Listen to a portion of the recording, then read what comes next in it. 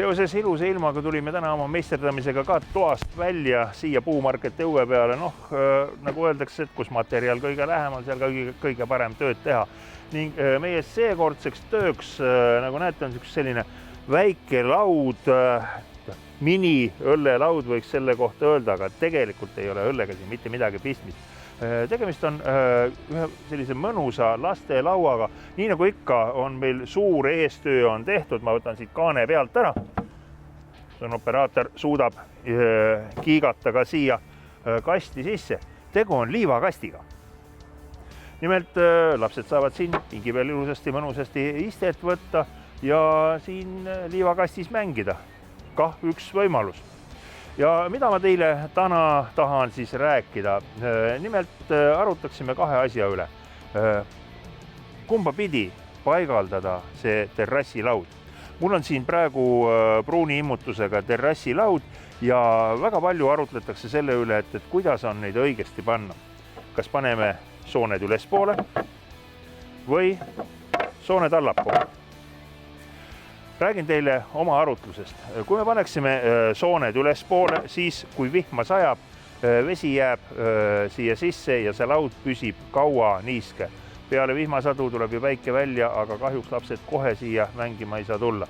Teine teema, kui mustus siia sisse jääb, siis kui sooned on üleval pool, siis on väga raske seda lauda ka puhastada. Niisiis, paneksime sooned ikkagi allapoole. Nii, teiseks teemaks siis laudade otsad. Kuidas teha nii, et nad on maksimaalselt ohutud just siin laste mööbli puhul? Siin on nüüd höövliga kerge puhastus tehtud, kuid ma käiksin selle pinna ikkagi üle käsifreesiga. Nii.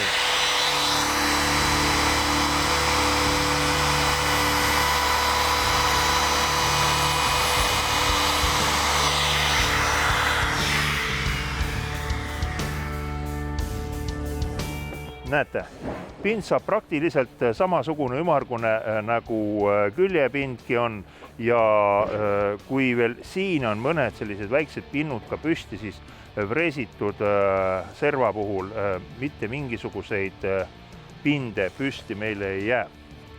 Ja käsifreesiga töö tegemine põhimõtteliselt väga lihtne, selles mõttes, et tal on siin otsas väikene laager, see hoiab kaugust, aluspind sügavust ja just sisse lõikamise võimalust praktiliselt ei ole.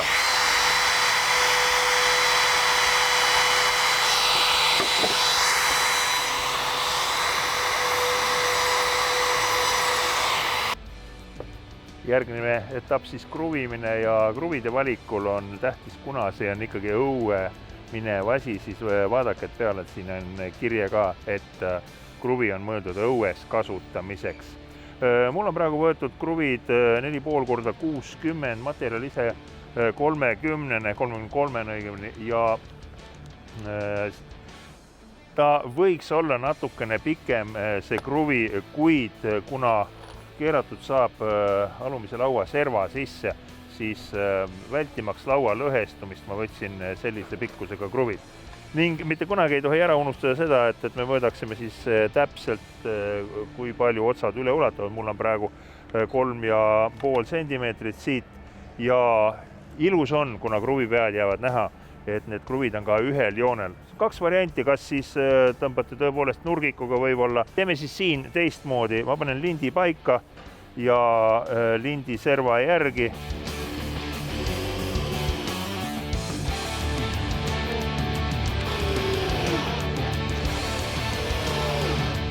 Väga suur oht on, et aja möödudes lihtsalt need lauad kuivavad, kokku tulevad vahed vahele ja liiv pudiseb siit välja. Siis parim lahendus on, ma ei hakka praegu pakendist välja võtma, kuid on olemas geotekstiil või ka peenra vaip. Põhimõtteliselt te vajaksite siia sisse vooderduseks siis sellist ehituslikku tekstiili, mis laseb vee läbi. Kilet ma ei soovitaks siia panna, seepärast, et lauaplaadi pragude vahelt läheb ju vesi siia sisse ja see liiv muutub võib-olla laste jaoks selliseks ebamugavaks märjaks. Niisiis antud hetkel mul on need vahed tihedad ja paneme liiva sisse, vaatame, kuidas see asi siis liivaga välja hakkab meil nägema. Suuremateraline liiv.